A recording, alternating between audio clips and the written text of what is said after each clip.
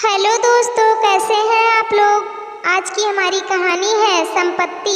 सरोजनी जी ने बाहर शोर सुना तो कमरे से बाहर आ गई। तीनों बेटे बहू आपस में बहस कर रहे थे। बेटी अवनी भी काफी गुस्से में बैठी थी।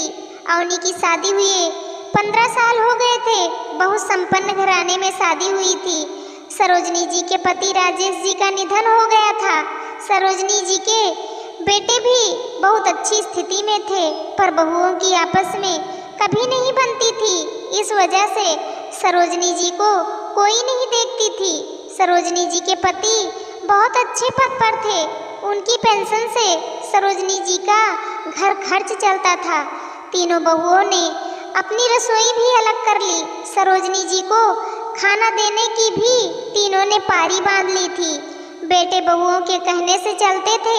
माँ की चिंता उन्हें बिल्कुल नहीं थी। जब माँ कुछ कहती तो यही कहते, तुम्हारी उम्र हो गई है, बस खाओ और कमरे में आराम से रहो, हमें मत बोलो। अवनी जब मिलने आती तो भी बहुएं अपने अपने कमरे में दुबक जाती थी। अवनी जब आती अपना खाना और माँ का खाना साथ लाती और दोनों मिलकर साथ खा लेती थी। सरोजनी जी अपना खाना खुद बना सकती थी, लेकिन बेटों ने मना कर दिया कि लोग क्या कहेंगे।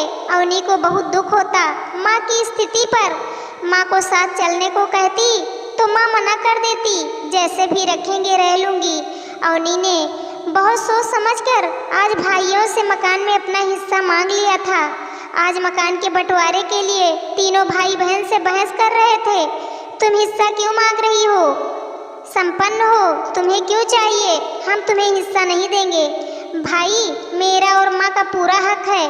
5 मंजिला मकान है, सबके हिस्से में 1 मंजिल आएगी। ऊपर की 3 मंजिल तीनों की, निचली 2 मंजिल माँ और मेरी होगी। तुम ये गलत कर रही हो अवनी। माँ हमारे साथ है, हम माँ को देखते हैं, खाना देते हैं, फिर माँ का हिस्सा क्यों?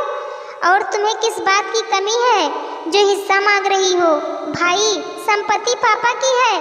वैसे तो माँ चाहे तो तुम तीनों को बेदखल कर सकती है। माँ का कितना ध्यान रखा है मैंने देख लिया है। आगे से मैं माँ को अपने साथ रखूंगी। तुम तीनों को मैंने बहुत अच्छे से समझ लिया है। दीदी, फिर आपका हमारा रिश्ता खत्म हो जाएगा। बड़ी भाभी बीच में बोली, भाभी, रिश्ता था ही नहीं तो खत्म कैसा? कभी आपके हाथ की चाय भी नहीं पी है। आज अवनी पूरे होश और जोश में थी। माँ मुख बनी देख रही थी, सब कुछ उनका था।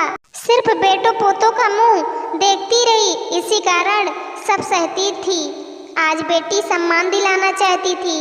अवनी ने साफ शब्दों में कह दिया, नीचे की 2 मंजिल से तुम तीनों जल्दी हट जाओ, वरना मैं तुम तीनों पर केस कर दूंगी। तब तक माँ को अपने साथ रखूंगी। भाइयों को 2 मंजिलें खाली करनी पड़े। माँ की अलग रसोई की व्यवस्था कर दी। सहायिका के रूप में 1 नौकरानी दिन रात के लिए रख दी।